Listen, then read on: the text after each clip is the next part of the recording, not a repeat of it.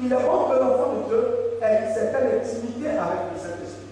Ce que nous remarquons aujourd'hui, c'est que ceux qui recherchent l'intimité du Saint-Esprit, c'est ceux qui sont appelés au ministère, c'est-à-dire les ministres de l'Évangile.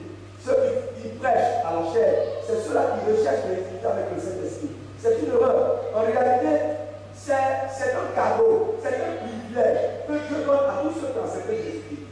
Donc, bien aimé, qui ne veut pas être en présence de son Père et parler à lui? Donc, il vous conduira dans tout vos voies. Donc, c'est-à-dire quoi? Le Saint-Esprit représente Dieu auprès de vous. Mais qui ne veut pas être en présence de son Père, être avec lui à tout moment, parler avec lui? Qui ne veut pas être dans sa présence? On se rend compte que l'intimité du Saint-Esprit est négligée par beaucoup d'enfants de Dieu. Et lorsque vous négligez l'intimité du Saint-Esprit, vous ne pouvez pas voir Dieu. Amen. Voilà Jésus. Ça veut dire qu'il faut être disposé. Il faut savoir écouter le Saint-Esprit. Il va même te pousser à faire des choses. Il va même t'orienter dans des voies que tu vas sembler être bizarre pour toi. Mais bien aimé, tu vas voir la gloire de Dieu si tu obéis aux instructions du Saint-Esprit. Alléluia. 2 Corinthiens 5, verset 17, nous dit ceci. Pour tous ceux qui ont accepté Christ, toutes choses sont devenues nouvelles. Et les choses anciennes sont passées. Alléluia. Donc, pour nous qui avons accepté Christ, nous sommes devenus une nouvelle créature.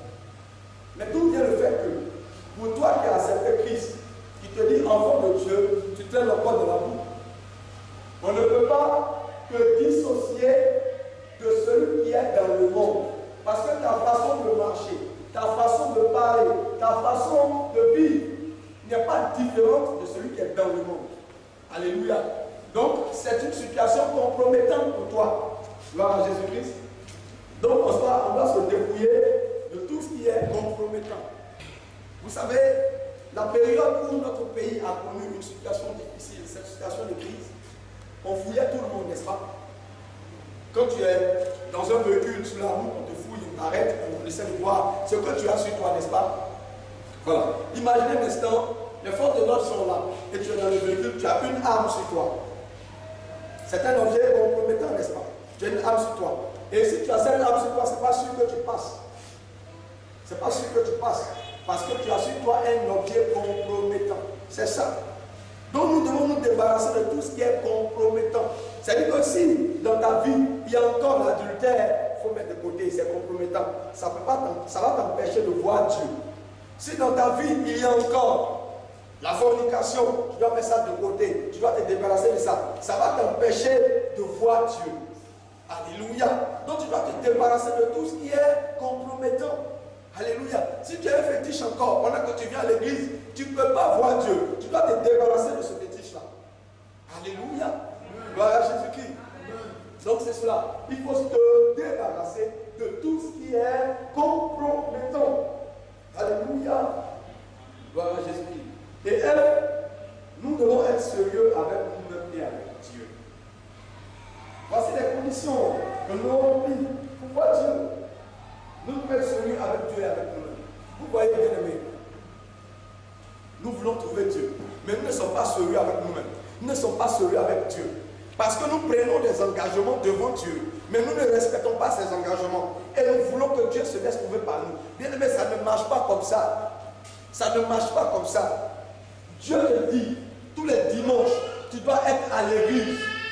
Tous les dimanches, tu dois être à la présence de Dieu. Mais s'il arrive que tu choisis le dimanche pour aller faire autre chose qui n'a pas de valeur aux yeux de Dieu, ça veut dire que comment on appelle ça? Ça veut dire que tu ne te prends pas au sérieux et tu ne prends pas Dieu au sérieux.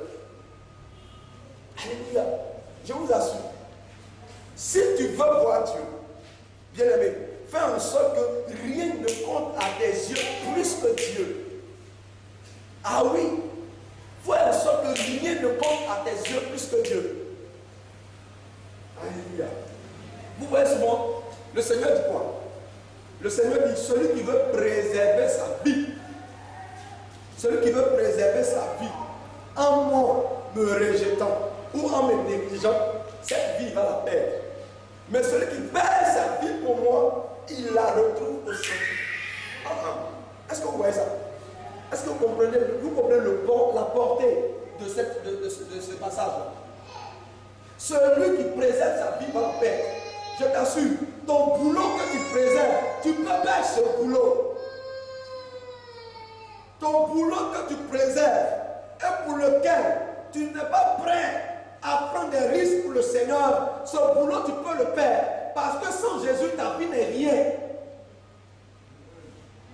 Mais si tu perds ton boulot pour Jésus, tu trouves 10 autres boulots.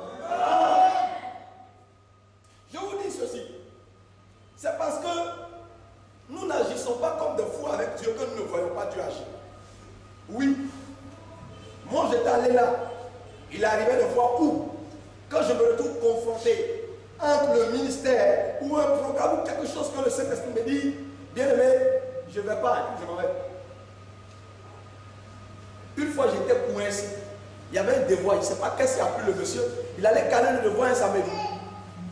Et j'avais un programme ce samedi. C'est moi-même qui devais intervenir. J'ai dit, Seigneur, je vais faire comment? Je suis là, je réfléchis, je cherche, mais je fais comment? Et j'ai pris la décision de dire, ok, je fais mon programme, j'accepte le zéro. Hein? Mais s'il y a zéro, il faut avoir 12 de moins là. S'il y a zéro, donc ça veut dire qu'il doit avoir combien? Vous pouvez imaginer. Je ne vais pas réfléchir aux conséquences. Je suis allé faire mon programme. Bien que j'ai fini mon programme le lundi, j'arrive à l'école. Mes amis me disent, Nyanzi, tu n'étais pas là le samedi, le prof dit qu'il y a zéro. Il dit, ok, merci, bien pris.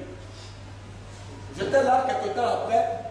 Le professeur appelle, il dit au chef de classe, tous ceux qui avaient été absents, ils n'ont qu'à le trouver dans tel lieu à maintenant dans les 30 minutes qui suivent. Alléluia. J'ai senti que Dieu était en train de faire quelque chose pour moi. Je suis parti à son rendez-vous. J'arrive, il dit, mais Nyanzi, pourquoi tu n'es pas venu? Il dit, Seigneur, j'avais une urgence vis-à-vis de Dieu. Il dit, c'est quoi ça? Il dit, Seigneur, je devais prêcher quelque part. Il dit, mais professeur, monsieur, je devais prêcher quelque part. Et donc tu es serviteur de lui. Il dit, ok Seigneur, il faut partir, tu as 16.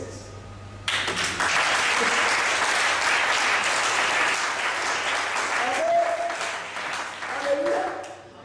Bien-aimés, prenons Dieu au sérieux. Prenons-nous au sérieux.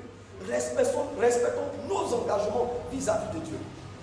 Je vous disais la semaine passée, lorsqu'on était en train de faire notre programme sur l'enseignement sur la prière, je vous disais ceci. Je dis, quand tu prends des risques pour Dieu, en secret, Dieu aussi vient t'honorer en public. Vous voyez, quand les hommes de Dieu viennent, ils s'arrêtent devant les gens et disent, mon Dieu va agir. J'ai dit, mon Dieu va agir ce matin. Il compte sur quoi?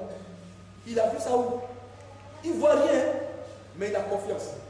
Mais quand il fait la pluie, il déclare, il dit, ce matin, là, Dieu va faire. Il a vu quoi? Il compte sur quoi? Bien aimé, c'est une parole à lancer. Le monsieur qui a haut là-bas, il se sent obligé d'honorer la parole de son serviteur. Parce que son serviteur l'a honoré aussi en secret. C'est ça. Donc, bien aimé, si nous voulons voir Dieu, nous devons être capables d'être sérieux avec nous-mêmes et d'être sérieux avec Dieu. Nous devons aimer l'ordre et être respectueux des autres. La Bible dit que le Saint-Esprit n'aime pas le désordre. On est d'accord avec ça. Le Saint-Esprit est un esprit d'ordre. Dieu veut que nous soyons des gens ordonnés, disciplinés, respectueux des autres.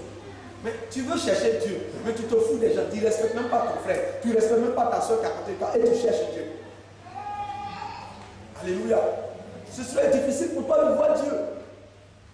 Nous devons être polis même dans notre façon de parler aux gens.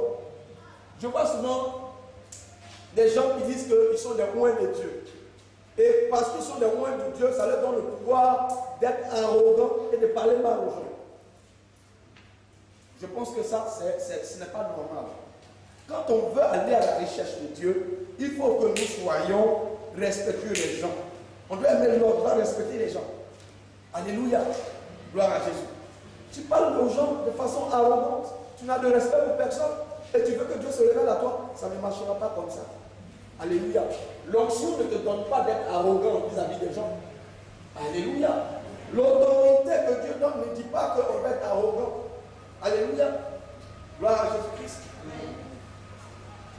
On voit même souvent, entre nous-mêmes, serviteurs de Dieu, on te présente quelqu'un, on dit c'est un serviteur de Dieu, tu le vilipends comme ça, tu le mets bien, parce que tu ne le connais pas, donc tu le vilipends.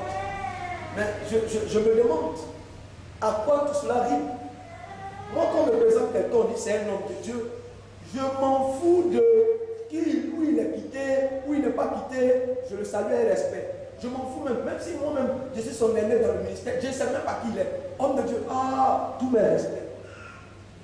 Ça m'enlève quoi? Alléluia. C'est quand tu fais aux autres, laisse moi te faire aussi. Alléluia. Voilà Jésus. Nous devons être un. L'humilité précède la gloire. Dieu résiste aux orgueilleux. Tu veux voir Dieu, sois un. Tu veux voir Dieu, sois un. Je parle maintenant à mes enfants spirituels, jeunes serviteurs de Dieu, appelés de Dieu. Tu ne peux jamais devenir grand dans le ministère si l'humilité n'est pas ton partage. Alléluia. Si l'humilité n'est pas ton partage, tu ne peux pas devenir grand dans le ministère. Vous savez bien aimé, l'humilité nous pousse à être aussi patient et ne pas être trop pressé. Parce que quand nous sommes trop pressés, nous nous retrouvons au village de si je savais. Alléluia. Nous devons être un, très très un. Si tu veux voir Dieu, si tu n'es pas un, je t'assure, tu ne pourras pas voir Dieu. Dieu a horreur de l'orgueil. Dieu a horreur des gens orgueilleux. Soyons un, véritablement un.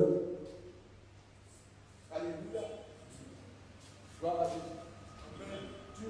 Tu es appelé de Dieu, tu es dans le ministère, Dieu voit l'onction, Dieu voit la puissance. Tu n'es même pas encore arrivé quelque part. Tu oses compromettre ce que ton Père spirituel dit. Je monte dans le film. Alléluia. Il y a un homme de Dieu qui prêchait un jour et il disait ceci, j'étais assis. Je n'ai pas trop compris ce qu'il disait. Parce que j'ai trouvé ça bizarre. Mais longtemps après, j'ai fini par comprendre. Il dit ceci. Il dit, quand tu es serviteur de Dieu, tu es appelé de Dieu, tu apprends auprès d'un homme de Dieu. Dès que tes yeux commencent à s'ouvrir sur ces défauts nets, c'est que tu es dans la mort déjà. C'est que la mort n'est pas loin de toi. Il dit, dès que tes yeux commencent à s'ouvrir sur les défauts de ton père spirituel, de ton leader, c'est que tu n'es pas loin de la mort. Non? J'étais assis là avec lui. Mais ce gars-là, il dit quoi? Vous savez, souvent, quand les gens sont à la chair, ils disent des choses de façon prophétique. Si tu n'as pas l'Esprit de Dieu, si ton esprit n'est pas éveillé, si tu n'es pas connecté au Saint-Esprit, tu ne peux pas comprendre. Je n'ai pas tout ce compris, mais après j'ai compris. Regardez quelque chose. Quand l'enfant de Dieu cherche, quand l'appelé de Dieu cherche Dieu au début, il est très humble. Papa, papa, papa, papa. Tout ce que son papa fait là, tout est bien devant lui. Et à un moment donné, quand il commence à arriver maintenant, il est arrivé maintenant là, comme ça il marche. Il trouve que le gars, il ne sait pas bien parler.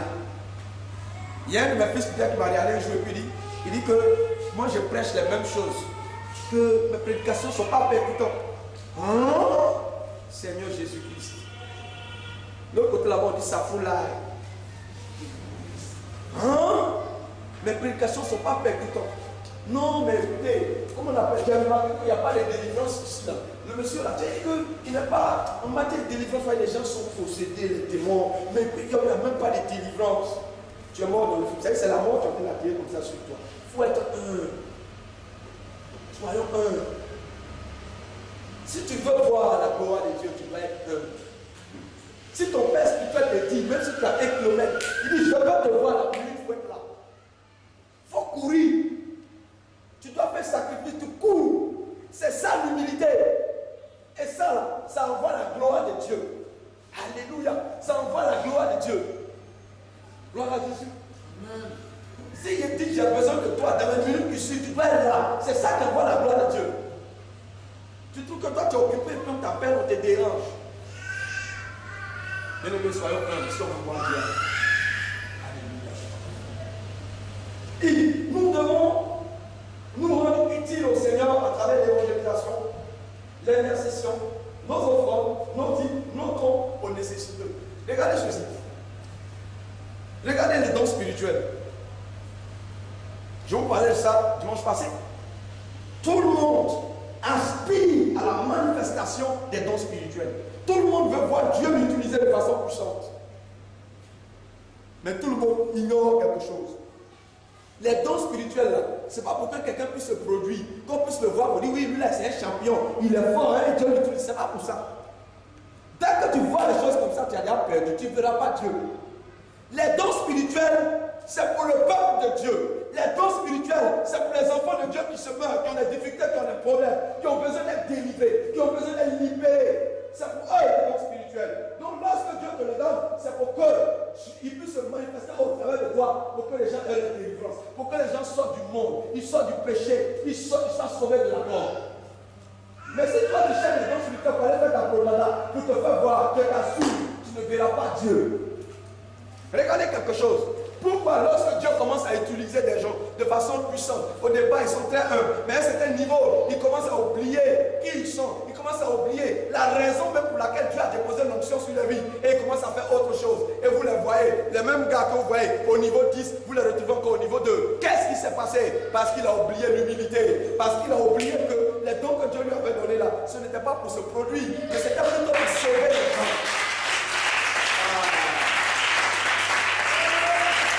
Alléluia. Gloire à Jésus-Christ. Donc le secret c'est cela. Dès que tu penses aux gens qui souffrent, tu vois quelqu'un qui est malade, ça te dirait, tu passes, ça te dirait, puis tu veux que Dieu n'a qu'à lui en fonction des guérisons. Ça ne vient pas comme ça. Alléluia. Gloire à Jésus. Donc il faut être utile au Seigneur à travers l'évangélisation. Voici les gens qui se meurent, les âmes qui se meurent. On dit près de 3 millions de personnes meurent chaque jour sans connaître Jésus. Et qu'est-ce que toi tu fais? Va chercher ces gens. Tu vas voir. Dieu va t'accompagner avec des signes, des miracles. Il dit voici les signes qui accompagneront ceux qui ont. Tu vas être utile au Seigneur dans l'intercession. Les offrandes, les dîmes. Oh, là encore, c'est le casse-tête chinois. Parce que quand on dit devenir payer offrande, devenir payer dîmes, c'est un problème, c'est à faire. Tu ne peux pas voir Dieu. Ce sont des principes pour voir Dieu. Même si tu es pasteur, même si tu es prophète, qui que tu sois, si tu veux voir Dieu, dis offrande, ça fait partie. Alléluia. Mais bien aimé, tu fais tes dîmes, tu fais tes offrandes, c'est bien. Mais n'oublie pas les nécessités. Il y a des gens qui souffrent, qui n'en ont pas. Pense aussi à eux. Tout ça, ça emmène Dieu ça emmène Dieu à se laisser trouver par toi. Alléluia. Gloire à Jésus-Christ. Retiens toutes ces conditions et cherche à les appliquer. Tu vas voir Dieu se manifester dans ta vie. Alléluia. Dieu se laisse découvrir à ceux qui jouent des rôles dans sa maison. Toi, tu fais quoi dans la maison de Dieu? Quel est ton rôle? Tu n'as pas de rôle dans la maison de Dieu. Tu ne peux pas voir Dieu. Si ton rôle est simplement de venir t'asseoir et puis de repartir, de venir t'asseoir et puis de repartir, tu ne peux pas voir Dieu. Chacun doit se rendre utile dans la maison de Dieu. Je vous dis quoi? Nous avons chacun envie à des talents et puis à des dons spirituels. Vous savez, il y a une différence entre talent et dons spirituels. Il y a une différence entre talent et dons spirituels. Les gens qui ont des talents, les gens qui ont des dons spirituels. Ça pourra faire l'objet d'un autre enseignement. Mais je me dis, tu as des talents en toi. Ces talents, tu dois les mettre à la disposition de Dieu. Il y a des choses que tu peux faire. Alléluia. Qu'est-ce que tu peux faire? Mon frère, c'est un ingénieur de son. Alléluia. Donc, vous voyez, quand quelqu'un a un talent qui arrive quelque part, il sent qu'il peut apporter quelque chose. Juste après le culte, moi je suis passé. Juste après le culte, il s'approche de moi. Il dit, mais apôtre, qui gère le son ici? J'ai des remarques, j'ai des choses que je peux vous apporter. En fait, je suis ingénieur du son. J'ai fait des remarques, je dois vous faire des observations. Acclamez le Seigneur pour nous. Des choses pour nous, des choses puissantes. Mais le peu qu'il a fait là, on n'apprécie pas ça. Il faut commencer d'abord à apprécier le peu que Dieu a fait dans ta vie et le temps à venir. Alléluia. Jim, car et enfin, nous devons nous associer en partageant nos expériences. Alléluia. Nous devons nous associer en partageant nos expériences. Ça nous permet de trouver Dieu. Moi, je suis allé chercher Dieu. J'ai fait des choses. Toi aussi, tu allais chercher Dieu. Tu as prié, tu as fait des choses. On se met ensemble. Voilà ce que j'ai fait. Toi, tu me dis, voilà ce que moi aussi j'ai fait. Du coup, mon expérience devient ton expérience. Ton expérience devient mon expérience.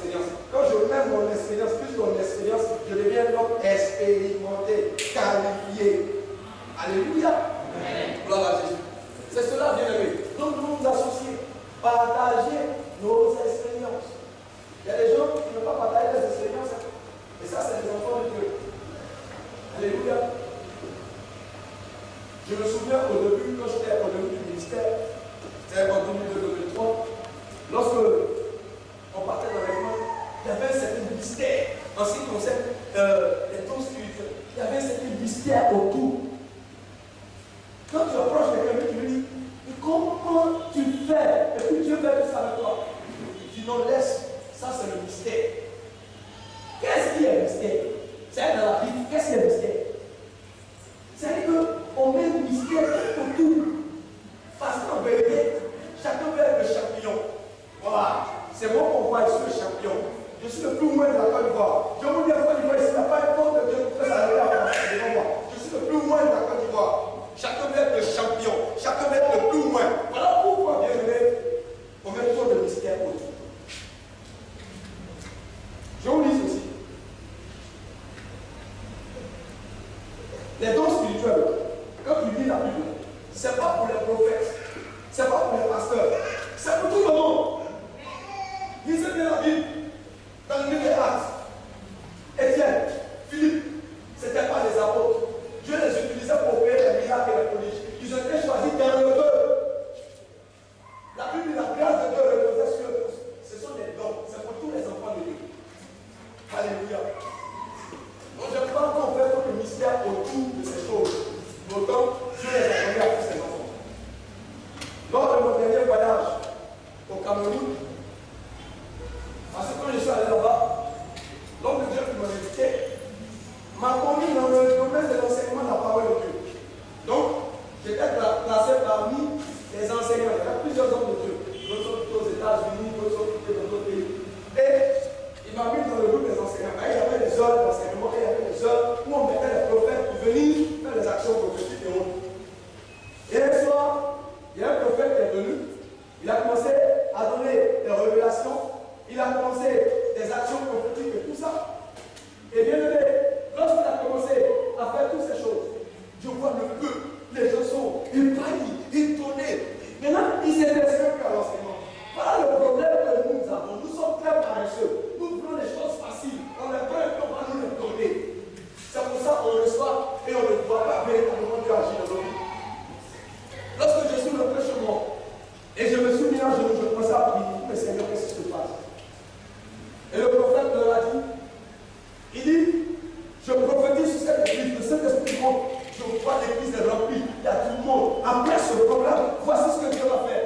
Je suis allé chez moi, quand il me suis mis en genoux, il commençait à faire, le Saint-Esprit m'a dit, c'est un menteur. Écoute bien ceci, le Saint-Esprit m'a dit, c'est un menteur.